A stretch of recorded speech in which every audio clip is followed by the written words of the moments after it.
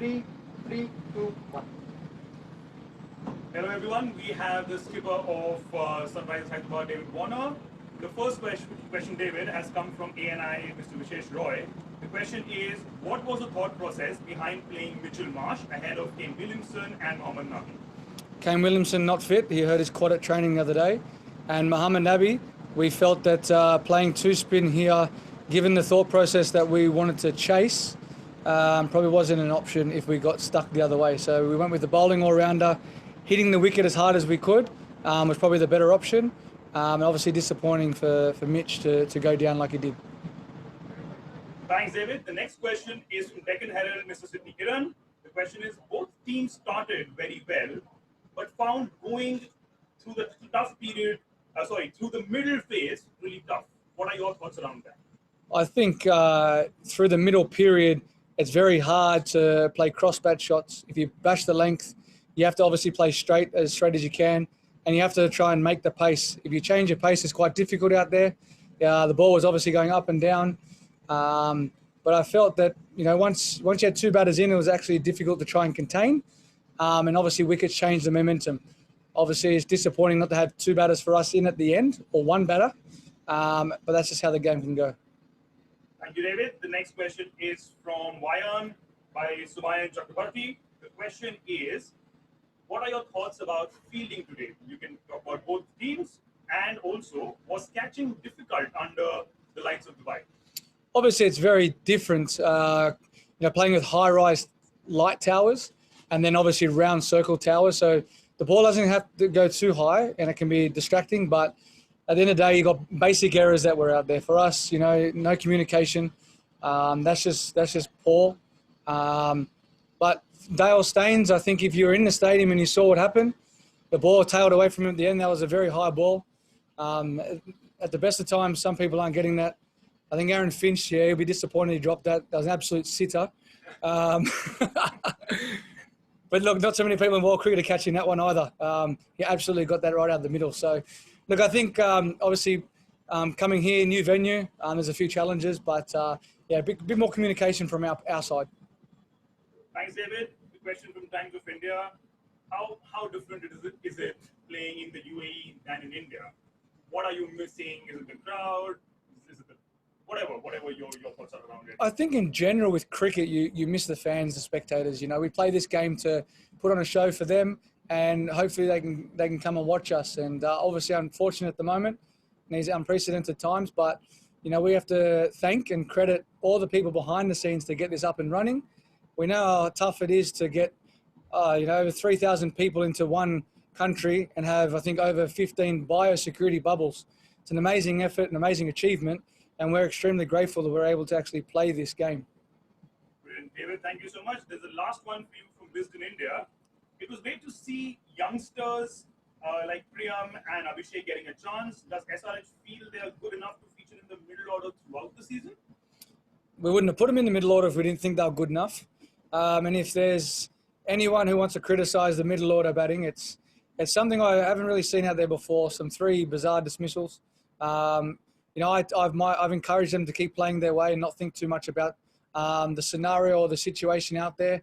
We've got to really rely on our senior players to guide those guys out there in the middle. And if so happens to be 2 youngsters out there, my message was just to play their natural game. At the end of the day, it's the only way you can learn. It can be difficult at times. It's pressure environment, 100 million people watching this. Just got to keep it calm, keep it simple for them.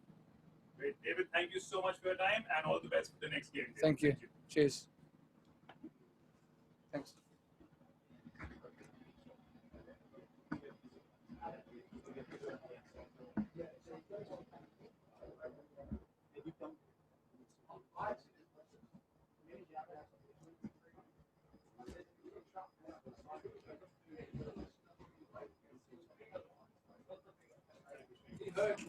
Yeah.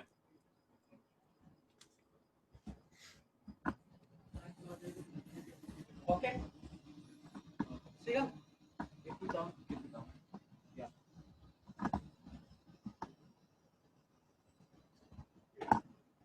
So we have Aaron Finch from the RCB. Aaron, great win. Firstly, congratulations.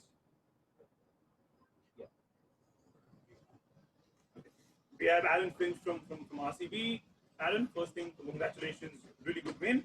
Got questions coming in from the world media. The first one for you is from Crick Buzz.